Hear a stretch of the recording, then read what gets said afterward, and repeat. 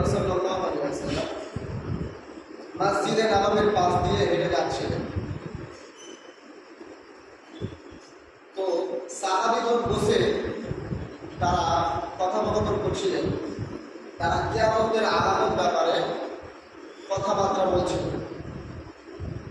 তো হযরত মুহাম্মদুর রাসূলুল্লাহ সাল্লাল্লাহু আলাইহি ওয়াসাল্লাম ওই সফর করতে করতে দেখতে পেলেন যে সাহাবীগণ বসে আছেন এবং কিয়ামতের আলামত ব্যাপারে তারা কথাবার্তা বলছিলেন। হযরত মুহাম্মদুর রাসূলুল্লাহ সাল্লাল্লাহু আলাইহি ওয়াসাল্লাম সাহাবীদের কাছে গেলেন এবং বললেন যে তোমরা কি নিয়ে কথাবার্তা করছো? তখন সাহাবীগণ বললেন যে আমরা কিয়ামতের আলামত ব্যাপারে কথাবার্তা বলছি। কিয়ামত কবে হবে এবং কিয়ামতের আলামতগুলো কি দেখলে আমরা বুঝতে পারবো যে কিয়ামত খুব সংক্ষিপ্ত। তাদের সময় তো আর কিয়ামত হবে না, সাহাবীদের যুগে তো কিয়ামত হবে না। দরকার ছিল কি সচেতন হওয়া। প্রত্যেক কওম তাদের সাহাবীদেরকে সবাইকে সচেতন করেছিলেন কিয়ামতের আলামত ব্যাপারে।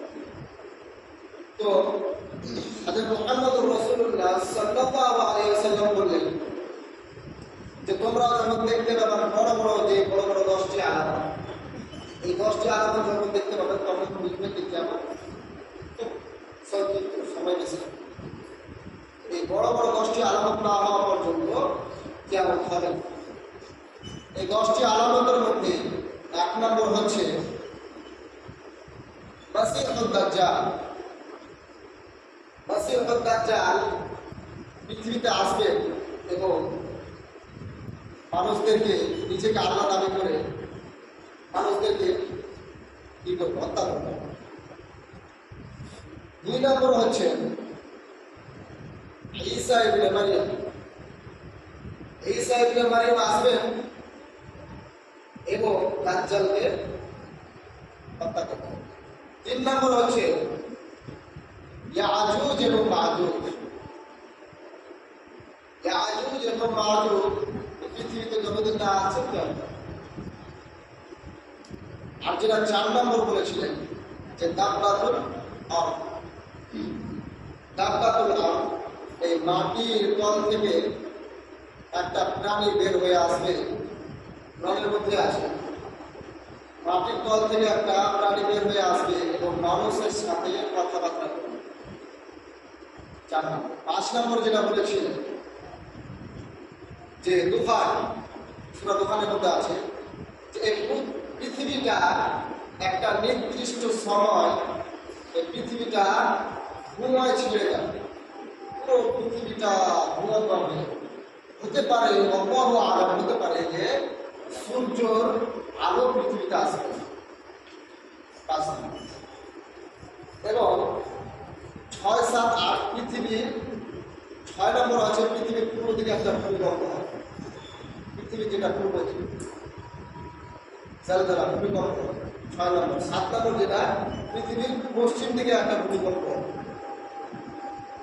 8 নম্বর যেটা পৃথিবীর মাঝখানে, এই পৃথিবীর মাঝখানে ওখানে একটা 6, 7, 8 3টা ভূমিকম্প।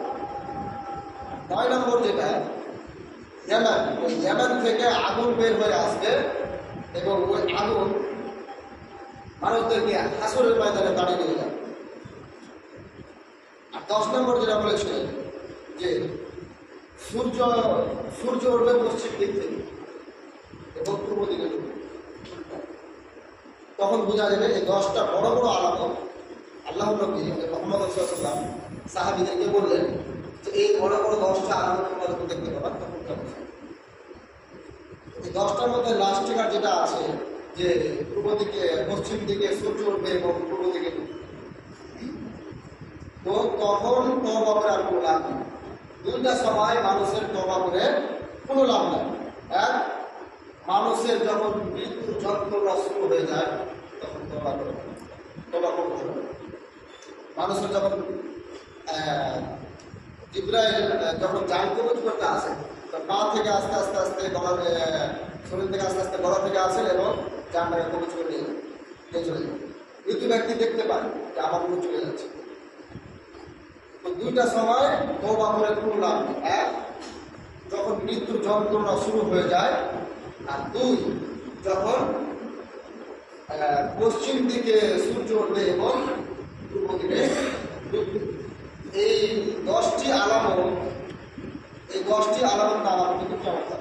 আল্লাহ মুহাম্মদ রাসূলুল্লাহ সাল্লাল্লাহু আলাইহি ওয়াসাল্লাম সাহাবীদেরকে এই আলামতগুলো জানিয়ে দিলেন।